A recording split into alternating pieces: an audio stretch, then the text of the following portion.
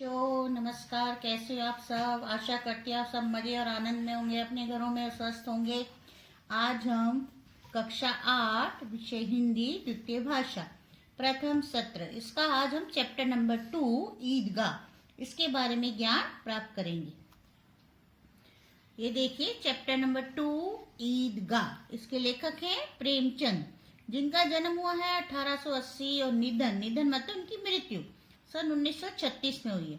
इनका जन्म हुआ था वाराणसी, जो उत्तर प्रदेश में पड़ता है, लम्ही नामक गांव में, और इनका बचपन का नाम था धनपत राय।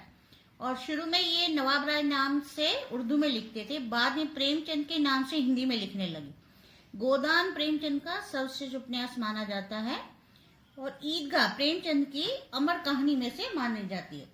इस कहानी में एक गरीब बालक की प्रतिभा, उसके त्याग, उसकी व्यवहारिक बुद्धि का हमें परिचय मिलता है। बहुत ही अच्छा लेसन है। मैं यहाँ से नीचे से आप पठन कार्य करती जाऊंगी और साथ साथ में आपको चलचित्र के द्वारा ये पाठ समझाती भी जाऊंगी। जरा आप ध्यान से सुनिए।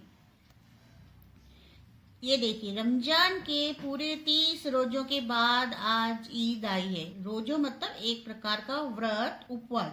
मुस्लिम धर्मों में रोजा व्रत को ही कहा जाता है। ये जो सुबह ये लोग सूर्योदय से लेकर सूर्यास्त तक कुछ भी खाते पीते नहीं, एक प्रकार का व्रत होता है इनका।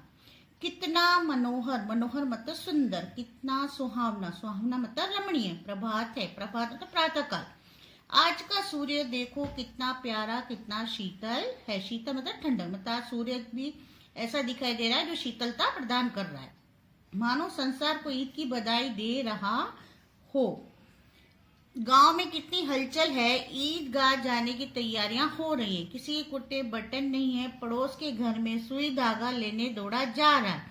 किसी के जूते कड़े हो गए, कड़े मतलब टाइट, उनमें तेल डालने के लिए तेली के पास भागा जाता है। जल्दी जल्दी बैलों को सानी पानी, सानी पानी मतलब चारा पानी दे दें। ईदगाह से लौटते लौटते दोपहर हो जाएगी। 3 कोस का पैदल रास्ता, फिर सैकड़ों आदमियों से मिलना भेंटना। दोपहर के पहले लौटना असंभव है। लड़के सबसे ज्यादा प्रसन्न हैं। किसी ने एक रोजा रखा है, वो भी दोपहर तक, किसी ने वह भी नहीं, लेकिन ईदगाह जाने की खुशी उनके हिस्से की चीज है। रोजे बड़े बूढ़ों के लिए होंगे, इनके लिए तो ईद है। रोज ईद का नाम रटते थे, आज वह आ गए। अब जल्दी पड़ी है कि लोग ईदगाह क्यों नहीं चलते। उनकी अपनी जेबों में तो कुबेर का धन भरा हुआ है। कुबेर मतलब धन का देवता। बार बार जेब में से अपना खजाना निकाल कर गिनते हैं और खुश होकर फिर रख देते। महमूद गिनता 1 2 10 12, उसके पास 12 पैसे। मोहसिन के पास 1 2 8 9 15 पैसे। इन्हीं अनगिनत पैसों से अनगिनत चीज लाएंगे। अनगिनत मतलब जिसको गिना ना जा सके। खिलौने, मिठाइयाँ, गेंद और जाने क्या क्या। और सबसे ज्यादा प्रश्न है हामिद, गरीब सूरत दुबला पत्ता लड़का, जिसका बाप गत वर्ष हेजे एक संक्रामक रोग होता है, की भेंट हो गया। हेजे की भेंट हो गया मतलब उसके पिता की इस बीमारी की वजह से मृत्यु हो गई। फिर एक दिन माँ भी मर गई। अब हामिद अपनी बूढ़ी दादी अमीना की गोद में है और उतना ही प्रसन्न है। ये देखिए, ईदगाह जाने की लोग तैयारियां कर रहे हैं। ये देखो, कोई सुई धागा लेने पड़ोस में जा रहा है, और देखो एक यह व्यक्ति यहाँ से देखो अपने जूते कड़े हो गए, उस तेली के पास लेता हुआ जा रहा है। और ये देखो जानवरों को चारा पानी दिया जा रहा है, क्योंकि ईदगाह जा वापस लौटते लौटते क्या हो जाएगी, दोपहर हो जाएगी। 3 कोस का पैदल रास्ता है और कई आदमियों से मिलना बैठना भी होगा, इसलिए अपना काम सब लोग निपटा रहे हैं गांव में। ये देखो बच्चे कितने खुश दिखाई दे रहे हैं, सब नए नए कपड़े पहने। ईद है आज, जिनका आनंद का दिन है ना। अब ये बड़े बूढ़ों का इंतजार कर रहे हैं कि क्यों नहीं वो ईदगाह चलने के लिए तैयार हो रहे हैं। अब सबके जेबों में देखो बहुत सारे धन भरे हुए हैं। अब यहाँ पे खड़े होकर अपने बड़े बुजुर्गों का ये इंतजार कर रहे हैं। रोज ईद का नाम रटते थे, आज ईद आ गई, अब इनको जल्दी पड़ी है कि ईदगाह बड़े बुजुर्ग अब तक क्यों नहीं चल रहे। अब देखो पैसे इनके जेबों में, अब पैसे गिन रहे हैं। देखो बार बार अपने जेब में से पैसे निकाल के बच्चे गिन रहे हैं और खुश हो रहे हैं उसको देख देख के। देखो महमूद गिन रहा है 1 2 10 12, उसके पास 12 पैसे हैं। और अब वहां पे देखो मोहसिन भी अपने पैसे गिन रहा है, 1 2 8 9 15 पैसे, इस प्रकार उसके पास भी 15 पैसे। अब सोच रहे पैसों से हम क्या क्या लेंगे, तो मिठाइयाँ लेंगे, खिलौने लेंगे, गेंद लेंगे, है ना। अभी सोच रहे हम पैसों से इतना सब ले। अब देखो हमीद भी है जो बहुत खुश है, दुबला पतला लड़का है जिसके माता पिता की मृत्यु हो चुकी है और अपनी दादी अमीना के साथ वो रहता है। हमीद के पाँव में जूते नहीं है, सिर पर एक पुरानी टोपी है जिसका गोटा काला पड़ गया है, फिर भी वह प्रसन्न है। अभागिन, अभागिन मतलब भाग्यहीन। अमीना अपनी कोठरी में बैठी रो रही है। आज ईद का दिन और उसके घर में दाना नहीं। इस अंधकार और निराशा डूबी जा रही। किसने बुलाया था इस निगोड़ी ईद को? निगोड़ी मतलब दुष्ट। अमीना का दिल कचोट रहा है, कचोट रहा है मतलब दिल दुखी हो रहा है। गांव में बच्चे अपने अपने बाप के साथ जा रहे हैं। हमीद का बाप अमीना के सिवा और कौन है? उसे कैसे अकेले जाने दे? उस भीड़ भाड़ में बच्चा कहीं खो गया तो क्या होगा? नहीं, अमीना उसे यूं न जाने देगी। नन्ही सी जान 3 कोस चलेगा कैसे? पैरों में छाले पड़ जाएंगे, जूते भी तो नहीं है। कुल 2 आने पैसे बच रहे हैं, 3 पैसे हमीद की जेब में, 5 अमीना के बटुए में। यही तो बिसात है, बिसात हैसियत। और ईद का त्योहार, अल्लाह ही बेड़ा पार लगाए।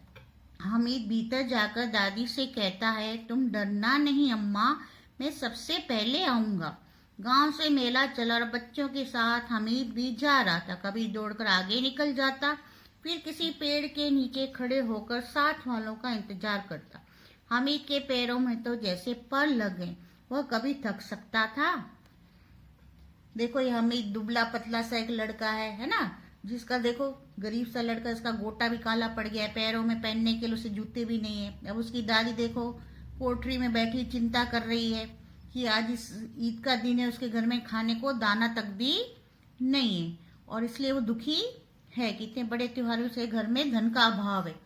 और ईद को कोस रही कि इस निगोड़ी ईद को किसने बुलाया था, उसका दिल दुखी हो रहा है। अब सब बच्चे देखो अपने पिता के साथ ईदगाह में जा रहे, मेले में जा रहे, पर हमीद का उसकी दादी के सिवा कौन है? वो चिंता कर रही कि उससे वो कैसे अकेले जाने दे। कहीं भीड़ में खो गया तो उसको चिंता हो रही है। अब वो सोच रही नहीं, मैं उसे यूं अकेला नहीं जाने दूंगी, और उसके पैरों पहनने के लिए जूते भी नहीं है, कहीं पैरों में छाले पड़ जाए तो। अब उसकी दादी इसी बात की चिंता कर रही है। और इतने में और देखो उसके पास सिर्फ 2 पैसे हैं, और अमीना के पास उसके बटुए में से 5 पैसे, मतलब उनके पास धन का अभाव है।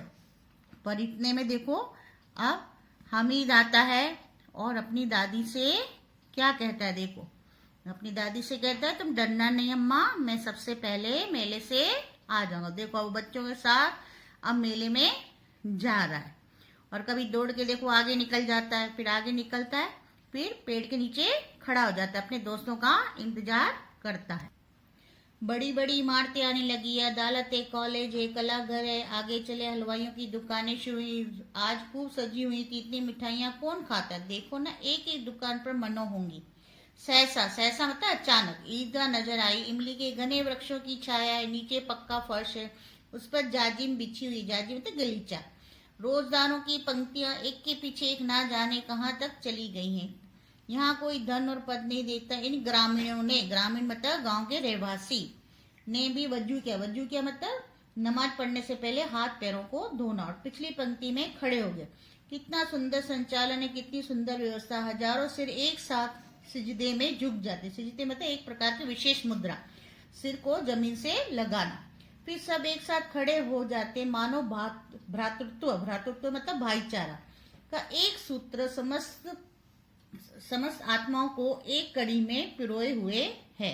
ये देखिए रास्ते में कई पर बड़ी बड़ी इमारतें आने लगी हैं, अदालत है, कॉलेज है, कला घर है, कई रास्ते में बड़ी बड़ी इमारतें आ रही है। देखो हलवाई की दुकान में कितनी सारी मिठाइयाँ सजी हुई हैं, ईद का त्योहार है, जैसे दुकानों में भी ढेर सारी मिठाइयाँ आपको दिखाई दे रही हैं। और ये बच्चे देखो ईदगाह पहुंचने की तैयारी में, देखो ईदगाह पहुंच गए बच्चे। अब यहाँ पर ये सब अपना पहले नमाज पढ़े। देखो नमाज के लिए कैसे लोग पंक्तियों में बैठे एक दूसरे के पीछे। यहाँ पे कोई ना अमीर है ना गरीब, सब एक बराबर है।